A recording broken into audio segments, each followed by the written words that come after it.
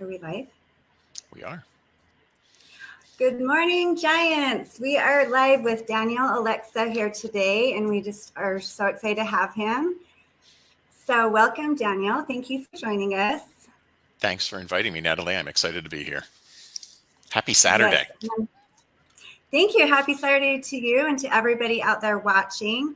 For those of you that aren't following Tribe of Giants on Facebook, I would recommend to go and follow a Tribe of Giants, and then you can join Wake Up with Giants Tea on YouTube to see more of these episodes. So, Daniel, tell me a little bit about yourself. I know you're a transcendent guide.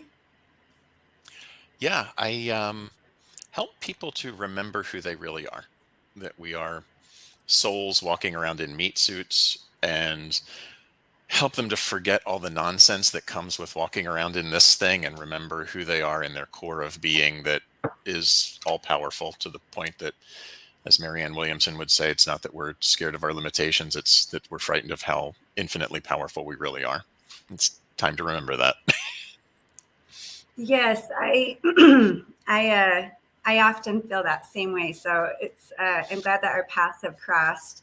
I think that these skins that we're in hold our spirits that are so bright, and so we're used to like being this big bright spirit, and then we come to earth and we have these skins, and now the times that we're in, I feel like our light's just wanting to expand, and it's a little bit hard for people to be able to transition through this time. And so so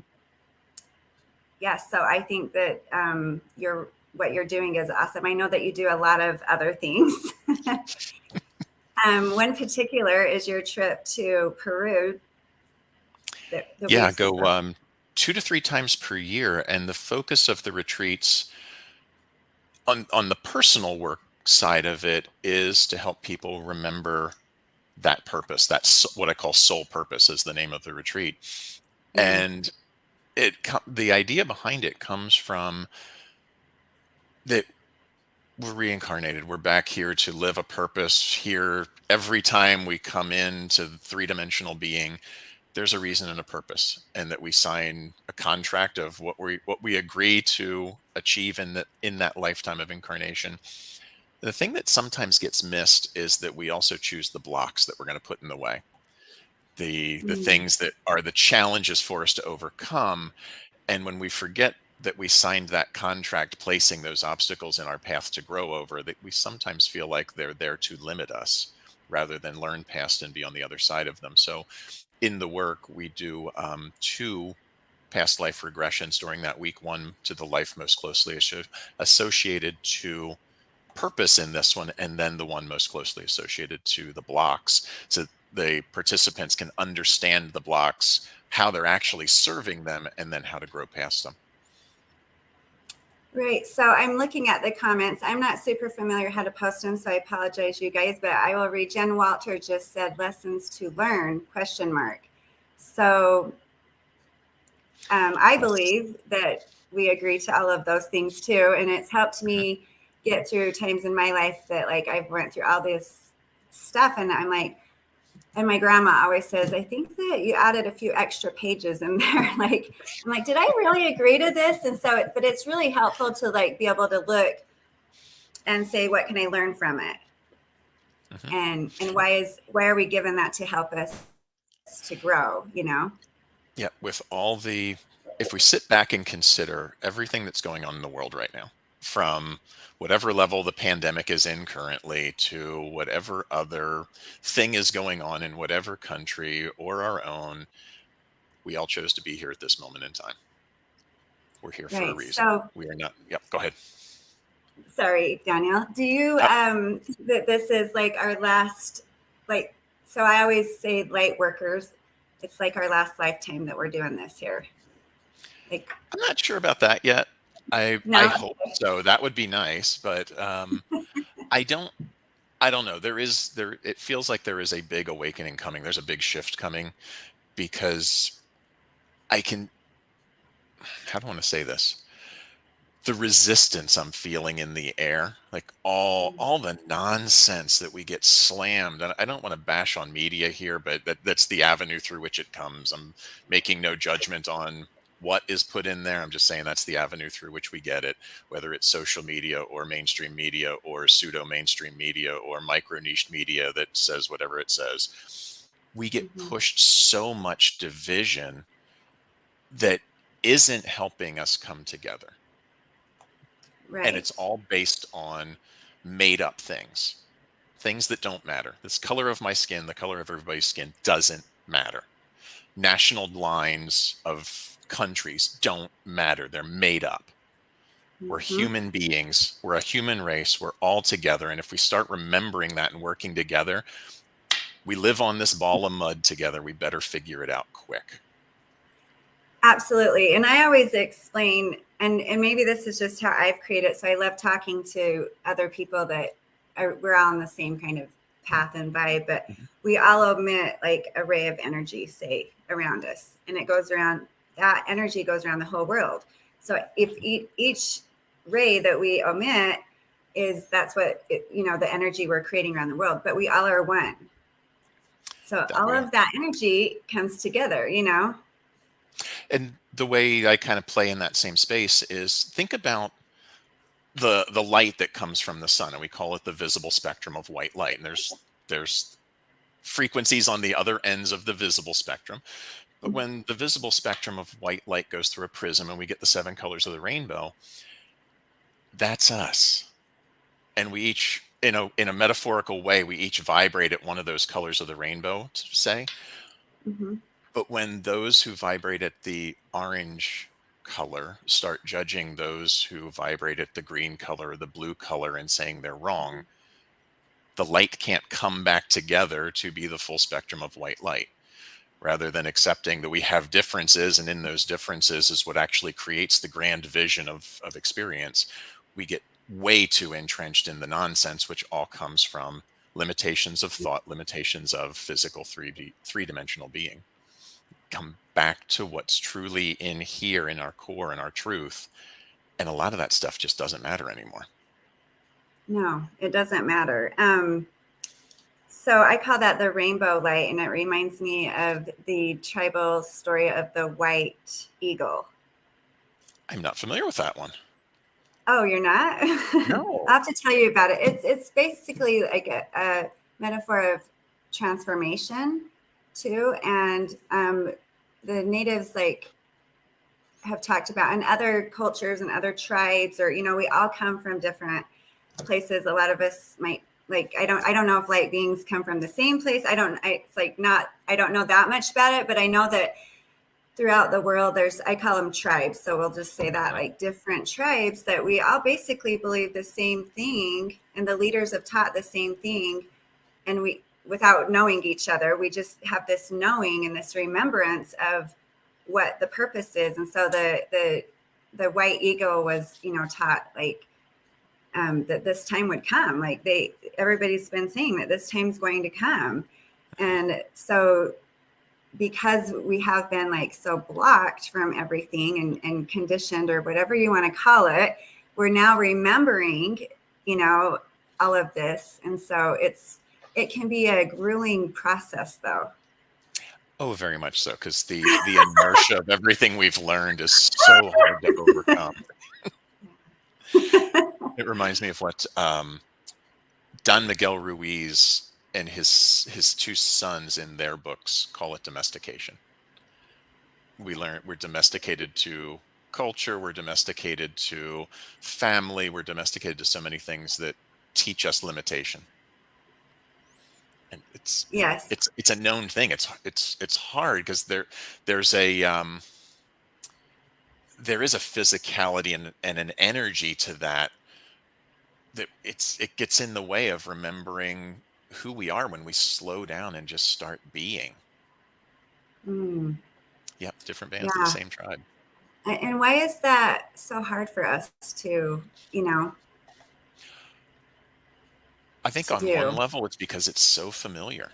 I mean, we're surrounded by people, and as Rich Litvin put out in one of his one of his emails recently in the past 3 weeks, talking about the negativity bias that we have as human beings, that our optimistic ancestors were most likely not the ones who passed their genes along. It was the careful ones, and the careful ones who played it safer, who paid attention to where the dangers were, or didn't venture into the danger zone. That gene, that idea is passed down. And so then we're surrounded by others who just want to play small and play safe versus shining their light, because shine your light, you may wind up dead. Well, That's and a I think scary that, thought for like, light workers.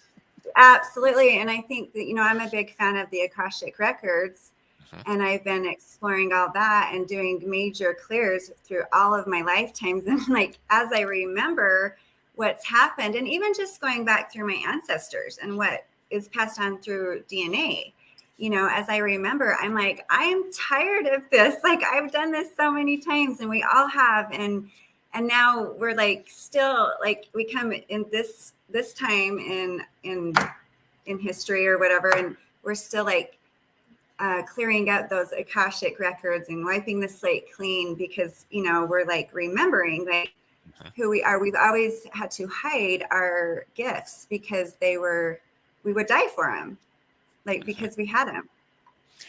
And so here, this is coming to me now really clearly. So all of the light workers who are out there, you came to this period in time with all of that knowledge as the thing for you to overcome and shine. Because on the other side of that fear of dying is where you will change the world. Wow, I have chills. Yeah, and it's, I So do think, I because actually, I don't know where that came from. Shake it that's off. like, sorry, I think I'm sending or you're sending them to me. Yeah, spirit is confirmed. Our spirits are remembering, and a lot of these people who are watching. Thank you, Jen Walter. This is another guy. Like, when I meet you guys, I'm like, hi, family, hi, Mm-hmm. beautiful beings. Like, we just remember. We don't even have to say words. Sometimes we just, there's that communication without words, which is kind of like our true state of communicating. Mm-hmm. Or Yeah, I don't know if it's our true state, but silence in being is so important. There's so much more said in the silence sometimes than in actual words. yes. Don't die before you die. Yeah, live fully. I was reading your backdrop on your Facebook, and it says something like that, and I thought, oh, that's kind of a clever way to put it. I can't remember the exact words. Yeah, the banner on my Facebook is designed to look like it's a slogan cut into a tombstone with then a graffitied letter on top of it, and the slogan underneath is "Life sucks, then you die."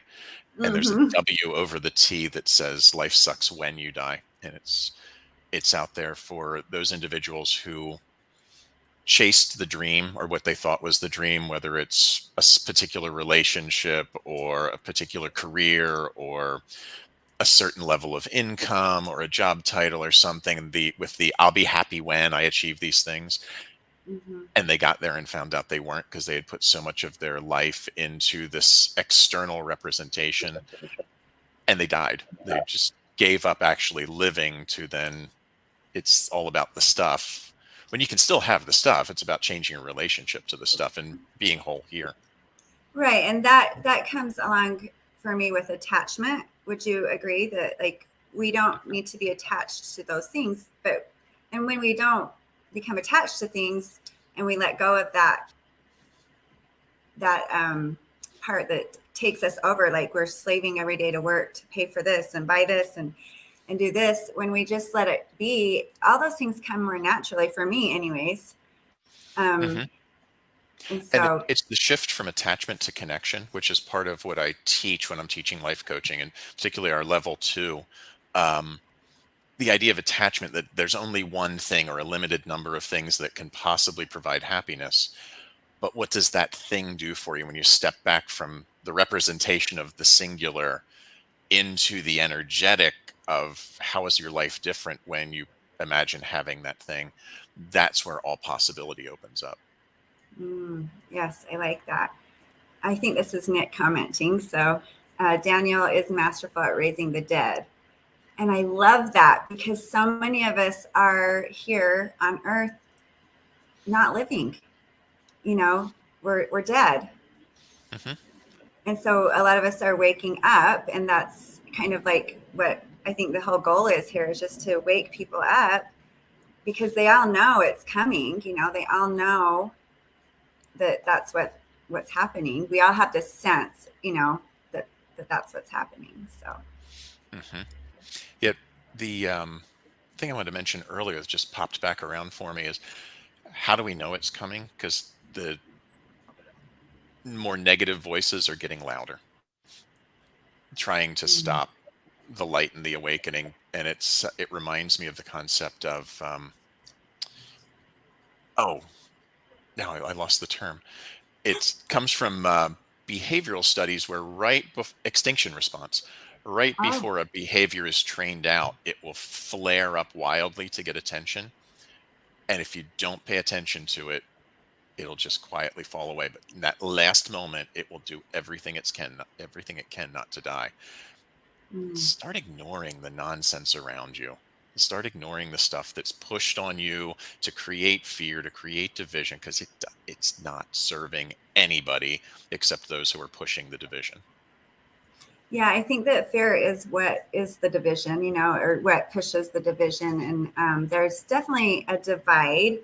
And, not to go too back in history, because I know we're talking about the future, but it's happened Hmm. over and over in history. I always refer to the parting of the seas, and, you know, all of these different times in history. And now here we are again, but it's more of a spiritual, mental divide, Hmm. because our beings are more knowledgeable now.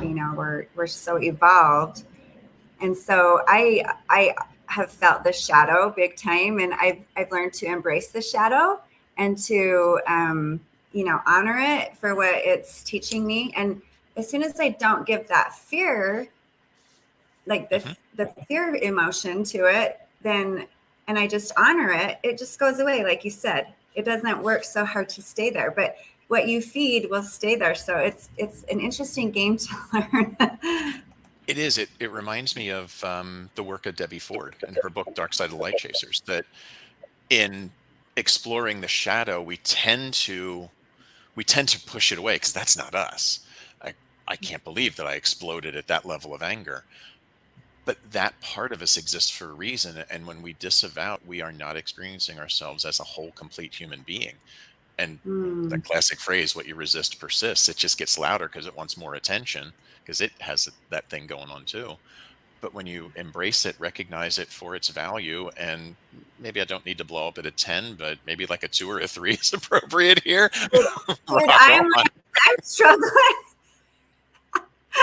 I mean, I've always been such a calm person, and not to talk about me, but I love to talk to other people because we all grow from each other. So I'll just share a little bit. But Mhm. I just, I've been like, who said that? Like, why did I react that way? But it's like so much passion in what I feel that I probably have not been able to ever really talk about or say, or whatever the situation is, that I'm like, I don't like how I'm showing up. I don't like this. But then I'm like, if I transmute that energy and I honor it for what it is, and I learn and I grow, that's pretty empowering. Mhm. Very much so. So, um, I just was reading these comments. So yeah. So when you, oh, life begins at the end of your comfort zone. And that's so true. Thank you, Mancheri. We all have been so conditioned to being comfortable, or trying to be comfortable. We've been trying to be comfortable, but never comfortable. Mhm. So, um, so just be you, like, just do it. Like, that's like my biggest message is just be you. Nobody else can do that, can be you, and spread the message that you can spread. And we all need each other's messages. Mhm. And even in that space, the be you space, allow yourself to be flexible with who you are, because none of Mm. us are a stamped identity. We all grow and evolve, and who I was 15 years ago is a very different me than who is sitting here now. And I'm sure a month, 2 months from now will be a different me, and on down. Just allowing that growth and evolution without judging who I was before, doing the best I can with what I know, just like everybody else on the planet is. Yeah. The way really is within, Hmm. become that, we become the energy that leads our movement to the presence. I wrote that down because that's kind of the space that I like to stay in, because when we're comfortable, or when we are being ourselves and we're omitting the energy that's going to serve humanity, I mean, the world shifts. But so many times, and I don't want to keep stuck on this topic, but so often we're just fighting that. We're just fighting it. We're just Hmm. fighting who we are. Hmm. And And so when we we're born stop into this. fighting, yeah, Yeah, when we stop sorry. fighting, we can start being. Where are we going to put our energy? Into fighting who we are, which leads us to fight others because we're not comfortable with who we are in that moment. Who are you going to be? Right. Um, yeah, I had a healing session with someone yesterday, I think, and it just dawned on me, like, just be you, and so we went back to when I was a child, Hmm. and I was like, that's the last remembrance that I had of who I really am. And I was telling my aunt, like, I just remember being outside by my swing set a lot, and like just looking at the sky and being fine with that, like no other agenda. And not that we should just walk around with no agenda, but like, so often we don't just be, like, we don't relax. Hmm. Yeah, we get caught up in the noise. We get caught up in the, I have to do this, I have to do that. Somebody will be upset with me if I don't. But the real work for each of us comes when we stop, and we stop spinning in what we think we're supposed to do for everybody else, and just Mm, drop in. Particularly in the US, and it seems like it's a general term across Western culture, that we have to constantly be doing, when the doing isn't leading us anywhere if it's not with intention, and it's not coming from our deep being of who we really are. The only way to find that is to stop and slow down and get reconnected to self. hmm. And it's Yeah, it's easy to sit here and say, like, oh, just be and slow down. um and up until a that's couple not. years ago. Yeah, go ahead. No, I'm sorry. Yeah, when I was in Peru in December of 2020, I live at sea level outside of LA, and we're walking up the side of a mountain at 14,000 feet one morning to watch sunrise over the Andes. I'm just like breathing, having trouble getting the next breath.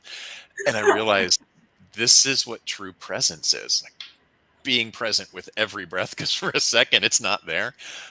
That was shattering for me. It's like, now I'm really understanding what presence truly means. And it's not take a deep breath and relax. It's like, here I am right here, because if that breath doesn't come, I might be falling over on this mountain.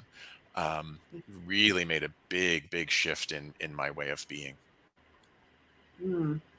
Yeah, I've had moments like that where I'm like, it's moment to moment, just being present, like moment to moment. Hmm. And yeah, so important. So I'm going to shift the conversation a little bit. Can I ask you questions about what brought you to this point? Like Oh who yeah, who you are? I'm curious sure. because we always get talking about, I mean, we've only spoke one other time, but Hmm. we get so deep into like what's happening. But I'm interested in the person that you are and what brought you here. Yeah, God, it goes back probably when I was like 4 years old. And I swear the house I grew up in was haunted. I'm just going to put that out there as a caveat. But I heard voices of people calling my name occasionally, not like every day, but Mhm. pretty regularly. And of course, whoever was home that I'd run down, typically my mom, like, what do you want? Like, I didn't call you. What? Um, I've always had this spiritual leaning. when I would expand into it and open it up, I tended to attract the vampires because I didn't know how to meter my light or to shine it so bright to scare them away. It was like just enough. And I, you know, kind of disavowed that for a while, went into corporate, went into creative work, um, and was really felt separated for a long time. And a couple years ago was talking to a coach I hired named Chris Joseph, who helped me see the connection between the magic of I have this ability to see connections that other people don't see, or I see systems and how they operate. And he helped me find the space between my corporate self and my spiritual self to bring it all together. Um, but I've always had a passion for helping others. And when I was in sales and production, it was always about what does the customer need? And when I burned out in that industry and stepped back, and it was like one of those moments of universal alignment where I know where I'm going next. And it's such a clear signal to go initially into hypnotherapy and then branch into coaching that I couldn't deny it. And that's when it all made sense. Like everything I'd done in my life up to that point that seemed so divergent, it all came together and made sense in that moment when I stepped into truly being of service to others. Yeah, I think that in my experience in talking with other people, and Jen Walter just mentioned this, that I think that a lot of us have experiences like that. And not to talk about myself, but we're all on this journey. So when I was talking to my aunt about my childhood and stuff, she's like, you were always just such a happy girl, like just describing and that's like how I would feel like my true state of being is. But then stuff like that happened. Like I couldn't be home alone. I couldn't even be in a room alone sometimes.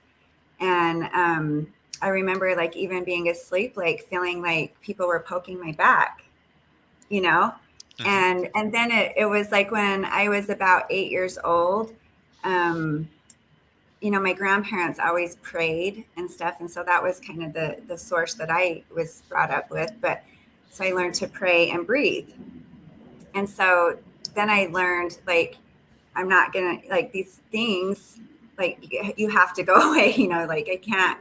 So I kind of learned like the light that I hold, that the light is just as strong as the shadow. Like it really is. Like whatever you're giving more energy to is what you're going to get. So I always try to teach my kids that too, because they're also sensitive and it can be really scary to have those experiences. And society doesn't want to believe you. Even our parents don't want to hear it, Oh, I remember that. I remember those conversations really well. No, you were just dreaming that. Don't talk. I mean, I think I scared my mom a few times. Oh yeah, I know I scared my parents a few times. Yes. So then you ended up out of corporate and out of that industry and everything, and you ended up starting to do hypnotherapy. Did you say? Initially, hypnotherapy, was drawn to that. Took my training in Florida and opened my business there. And 3 months later, my wife and I moved to California. So I did like completely scrap everything, start over. And as I was building the business here, realized one of those things that as soon as I said I was a hypnotherapist, I had one of two responses, no space in between. It was either the coolest thing ever, or somebody thought I was going to make them dance like a chicken when I shook their hand. Like, okay, all right, let's Oh my figure this gosh. out. So I added coaching and branched into coaching for those who had a fear of hypnosis because of nonsense on television and TV shows and movies and stage shows. Like all that's a bunch of crap anyway. It really doesn't work that way. So don't worry about that. But I branched out and found the magic that happens in conversations and coaching, and that has been the real focus for the past 4 years easily. I Still love do the that. other thing, but Yeah, so that's interesting to me because I've always been like super, super paranoid about hypnotherapy. But back in the day, like in high school, when everybody would go to like the hypnotist and stuff, I was like, no way would I ever, like it seems so like terrifying to me. But then, as I got older and looked into therapies and just different things, like I know that does totally help a lot of people. But my whole point in bringing this up is I remember that when my daughter was 5 years old, my oldest daughter, she was diagnosed with Hodgkin's lymphoma. And so she was going through a lot of treatments, and it was terrifying for her. And she's very sensitive, very strong soul.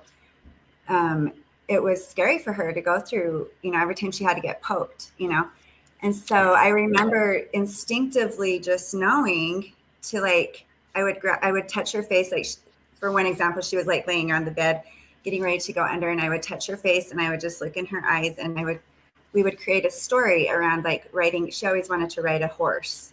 And then we would just like go into detail. And I know that's not hypnosis, it's more like talk therapy maybe or something. I don't know, but our brain does believe. Okay. So I always now that I learn more about things like from people like you, I'm like, oh my gosh, I think I was kind of doing that, but it was such a gift and it worked. Like it calmed her nerves. And so. Yeah, it doesn't have to be the formal induction of I'm going to count backwards now from 5 down to 1.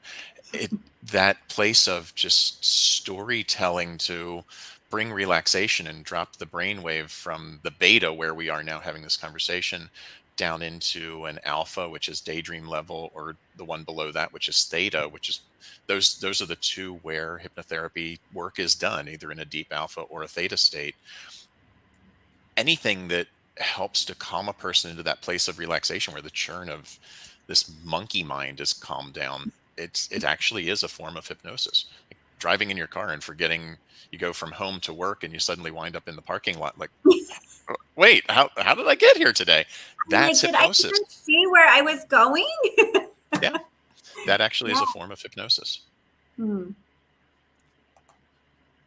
This comment here: fear of hypnosis is fine. Please explain why you didn't want to. I'm not sure I understand the question. Well, I think it's for you. Okay. Okay. Thanks, William. Yeah. So my fear of hypnosis was because I have never liked to lose control of myself. I rarely let anybody do energy work on me or anything. I'm very, very, very picky about and always have been, who I surround myself with, what I let anybody, do to me, as far as like that kind of stuff. So hypnosis, it just, for some reason, the thought of it just made me feel like I was going to be out of control. And that actually is a common misconception because of what we see in stage shows and movies and TV. It's the farthest thing from the truth. You are absolutely and completely in control while you're in that state. And like if we were working together and something came up and you're like, I'm done today, I want out of here, you can open your eyes and walk out the door.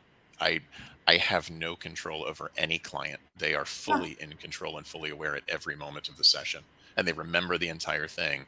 It's not like stage shows where you're going to forget everything that happened. And the person standing like, what? I did what? That there's a reason for those responses. And it's because that friend of yours who is like a wallflower who would like go and scout a party location so they could buy a suit that matches the wallpaper so they can completely blend in and not be seen. And then suddenly they're on stage with a hypnotist, different word, and speaking in a foreign language or dancing or something. It's because deep down in their core, they really want to be the center of attention. And that's what taps in. It's not about the hypnotist having control of them. It's about opening their core and their real desire of what they want. You cannot be hypnotized to do anything against your moral code, your ethical code, or anything that you would find overly embarrassing. Just ain't That's interesting. Maybe that's another reason why I never wanted to do it, because I don't like to be the center of attention. There you go. So there you go. But the talk therapy, is it referred to as talk therapy, what you do? It's very similar.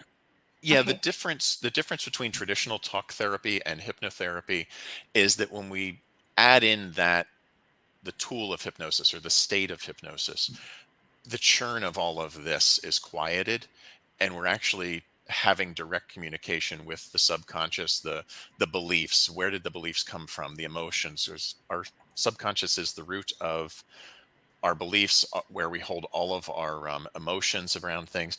And it's a storehouse of information. Um, when we can tap into that, particularly moments maybe in childhood, or if the person believes in past life, if they want to go to past life, this idea that I took on a belief about myself, particularly the ones that tend to be the limiting beliefs.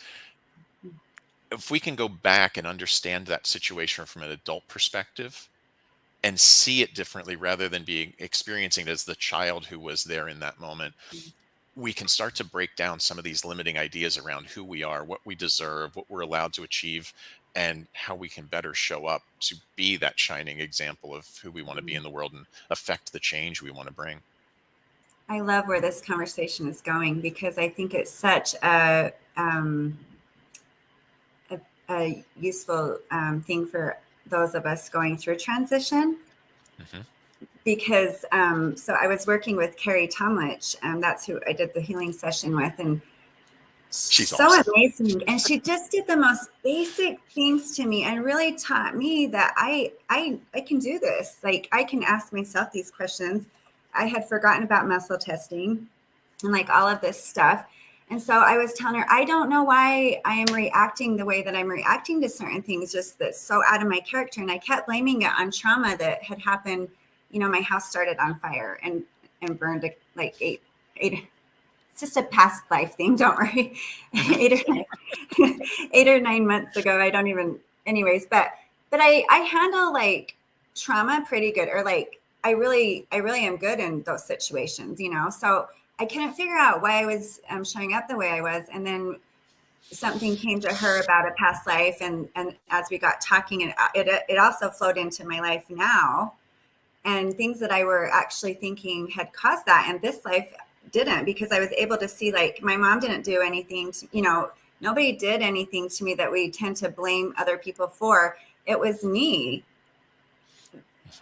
that reacted that way because I was holding some trauma or memory from my past life. And so once those things come up and you let them out, then they just are like waiting to all get out of our subconscious, so that then we can create more space.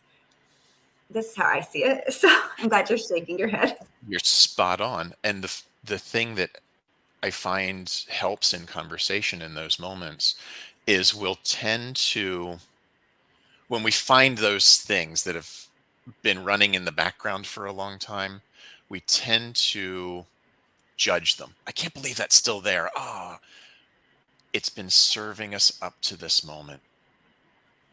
Release it with grace and dignity. All of our parts are trying to protect us. They're doing a job they learned typically when we were kids, and they just don't know any differently until we sit down and have that conversation with them and start to understand what story did we tell about that event back at that young age that became the limiter, because the event was neutral. The It story really we was. told about it and embodied is what brought the value or lack of value to it, or to ourselves. Mm.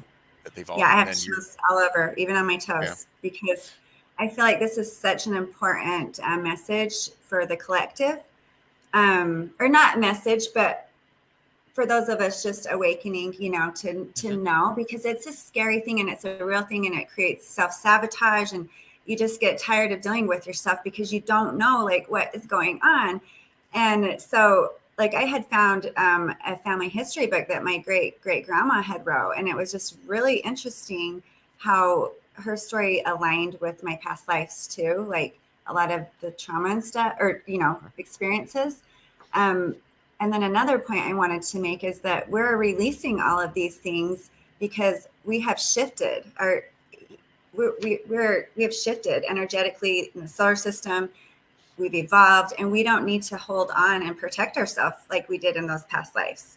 We Mhm. can now, like, I was a healer in all of my lives, and I was, you know, a green witch and like all these things. And that was a scary thing to practice because, you know, they were all like pushed out of every country, you know, like, you know what I'm saying?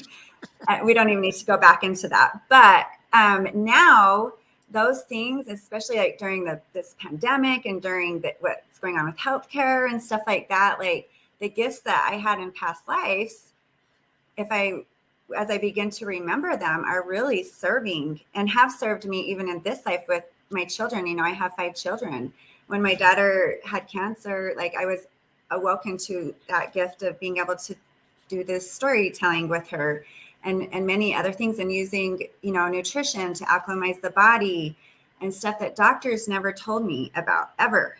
They didn't offer her that. And I could not like let her go through that without doing something. Like, I guess that's just my spirit, you know, like very much was so. not.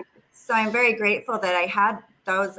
That was a traumatic thing, or, you know, a thing that could be traumatic, but I look back at that time and I'm just so grateful. And I know that we agreed to do it that way, to teach each other, you know.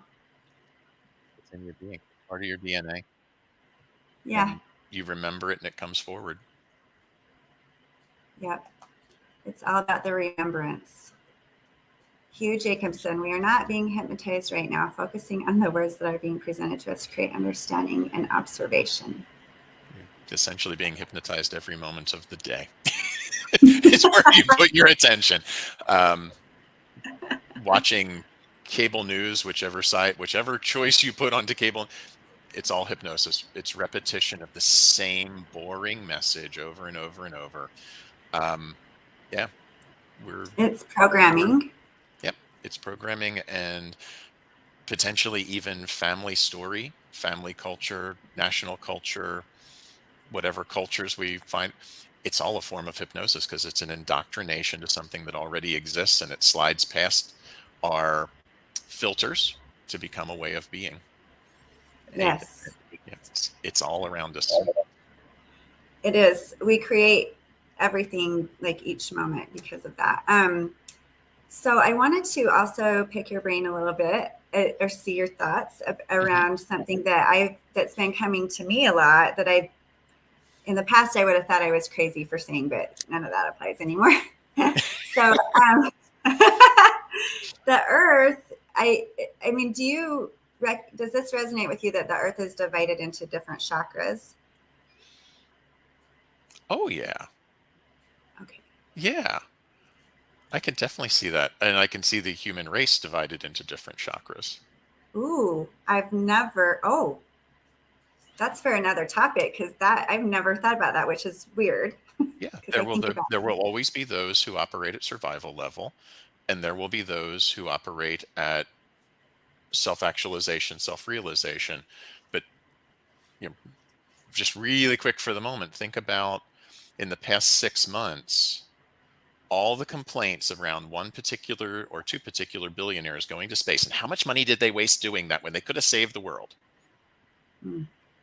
They're operating up here, taking us to the next level, while those who are judging them are operating down in survival and judgment. Get over it. They're doing what they're here to do.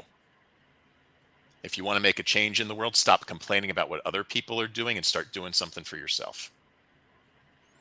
Ooh, Amen. don't know where that one came from either. Whoa, I know, dude. I'm loving it, but I feel it all over. Yeah, sometimes it just comes. Yeah, that's why I was a little prompted to ask you that question. Where I was going with that had a whole different thing, but Let's play, because the idea of the earth being divided into chakras fascinates me. Yeah, and so I kind of think that, like, the shadow is protecting a lot of those areas, especially like right at the center of those chakras, because I kind of think that a lot of things were taken off the earth for a period of time. A lot of modalities and things were taken off the earth for a period of time because of energetically where we have resided, and it was just going to get worse, you know. So now, like, the shadow's almost protecting those too, and a lot of those, a lot of that knowledge and that stuff is like held in those chakras. So I think that as the light like connects with the shadow and the beings, you know, what in all different areas of your life and the world, that we can kind of make peace with the shadow to let those modalities like be embraced and kind of cleanse those areas of the earth that are in poverty and in suffering. I think that a lot of those areas are where the chakras are. And it's like, it doesn't have to be like we're going to like that God is going to destroy those areas, or, you know, it's just a cleansing of energy, like to move the shadow and the light, let the light in. Hmm.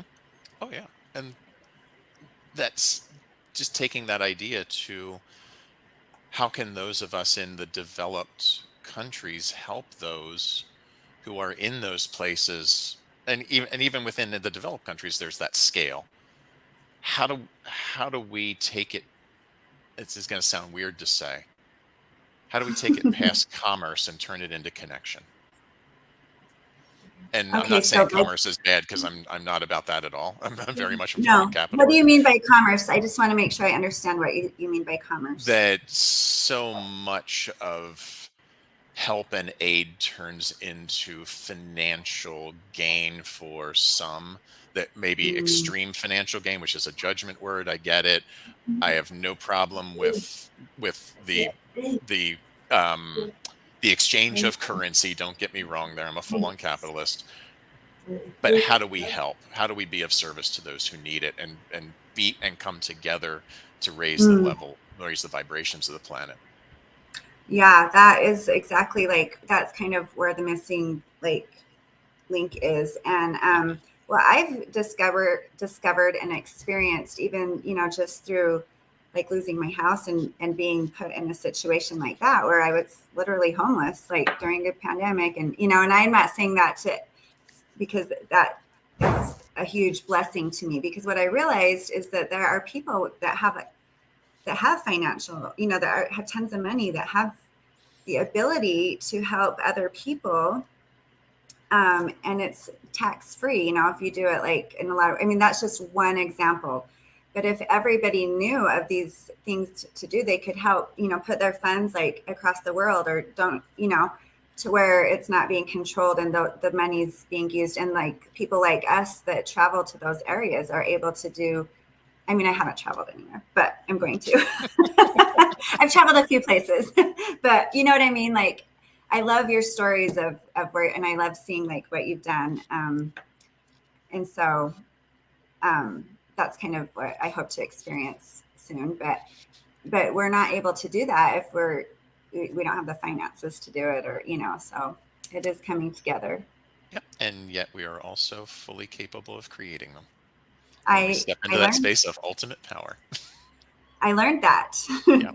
This is what I learned. So Mhm. that's why I'm saying this, you know, like, Yep. um, we all are one. Just because one person is blessed with the ability to go to the moon, you know, or that's their thing, doesn't mean that we don't all have an equal responsibility to make sure that we all get to where we need to go, you know, and that people are not in just survival mode.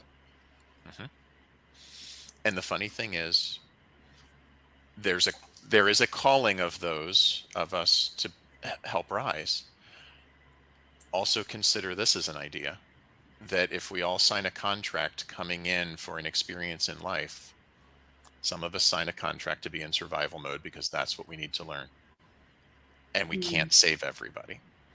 You can you can put the offer out there. There will be those who will deny it. They don't want to.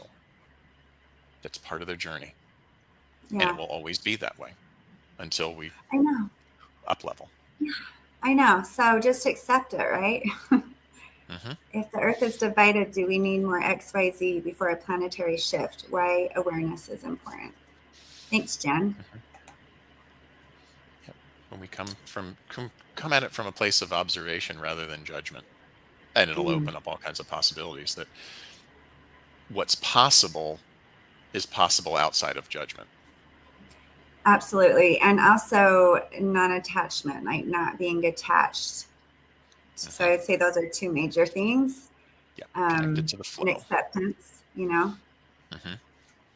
I can Um, affect what I can affect, and I can reach out, create the ripples in the pool, and create and affect bigger. Maybe I can have others join my mission, which is my goal, can affect bigger, but I can only affect what's in my control. right. And I love that, knowing that we really are creating our own worlds, like Hmm. what's around us, whether we choose to take that, you know, to other places around the world or whatever. But what I like is to teach people that, just empower people that's like, we really create our own world, you know? And to me, that's a huge shift. Like that creates a huge shift for people, just knowing that. I think about, as you're saying that, I think about the trips I've taken to Peru in the past 2 years, and they're in the Sacred Valley with the descendants of the Inca, living in a relatively poor part of the world, but such giving, loving people who are living in the moment, free of the noise that we have here in the US of the constant 24-hour news cycle, the constant division. They're so giving and so loving, and they're here in the moment, present, not concerned about what happened a week ago or 5 minutes ago or some celebrity's life. And they're not projecting worry into the future. They're here now. I think of Gabby Puma. Oh, yeah. Oh, yeah. I love you, Gabby. Yeah, Gabby's amazing. Prime example. I mean, we really connected, and she was on my show, you know, I'm still like learning this, like I said. And so I'm just really honored to have people like you. And I don't think anything is like a coincidence at all. You know, I'm glad that Nick connected all of us, you know, together, and that this is, you know, we're all coming together, like, I don't want to say helping each other, but helping each other remember. And Gabby really did that for me, and I'm still working on it. I just look and I'm like, I don't even know like how she resides in this space that she does and holds so much like love, and sees love, and that's really all that it is, you know, is just being present and loving. But I think she grew up in Peru, right? Is that? Mm-hmm. That's what I recall. Yeah. Yes. So just being able to grow up in an area like that without all of the noise that we have, I think is huge. So we are like now like cleansing ourselves from all of the noise in a way too. Yeah, we're learning to put some earmuffs on. It's like on that show, earmuffs. Mm-hmm. That's totally off. But Jen Walter, everyone is already at Z. We are just experiencing F and G right now. I love that, Hugh. Yeah, it's true. Like that's one way to look at it for sure. Like, Mm-hmm.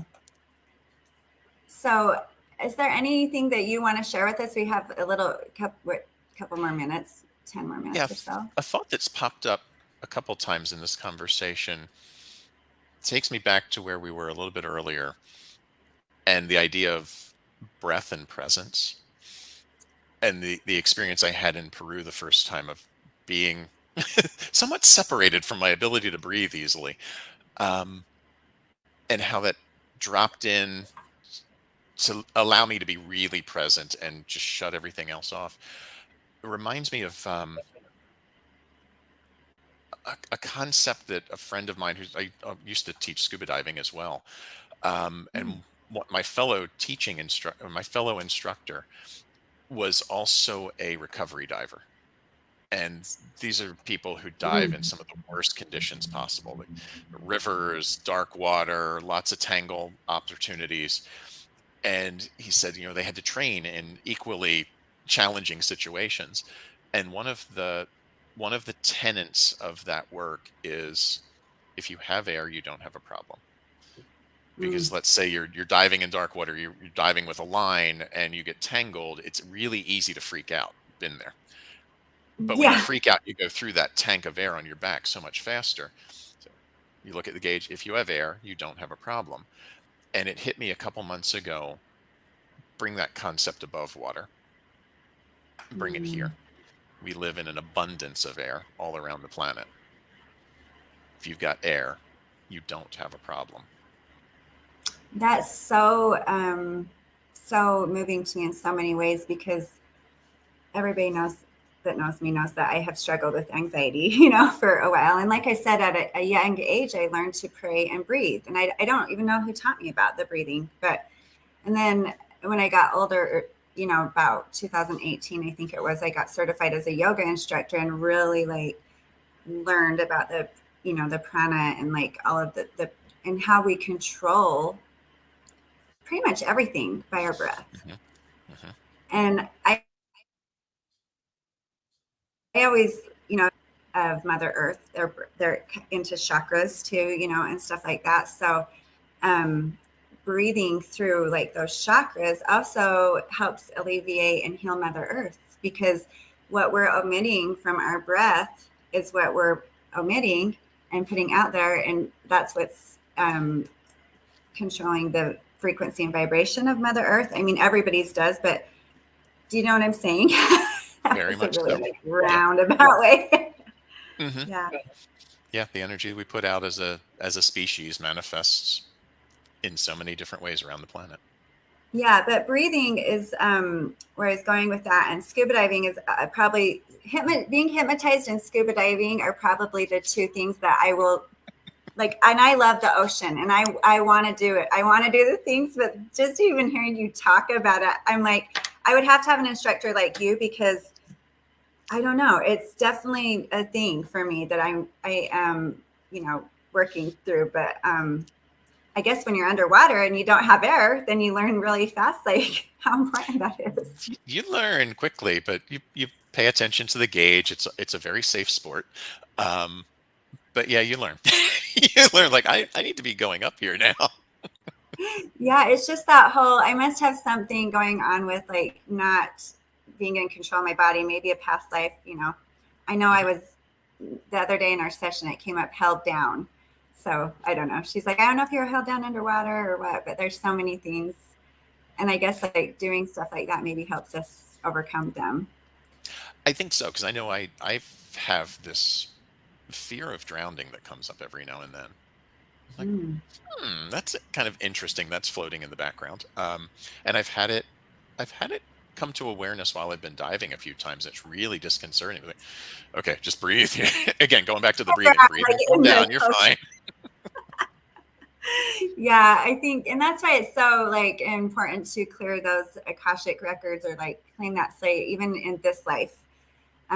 Except one thing Carrie Talmadge taught me is I really was moved by her story, because she talked about how her dad, what she experienced growing up with her dad, and how she had to, she's forgiven him, and she understands like this was our contract that we made, so Mhm, how can I be mad at him? And I'm like, wow, that is like so like huge mhm. to be able. We contract Right. with everybody. Yep, we did. And when I was in Peru in July of last year, I had an experience in ayahuasca where I had a similar experience in that vision with my parents of realizing that even the frustration that I know that I had toward my parents, and we probably all to some degree have toward parents, I couldn't be who I am without them being who they were.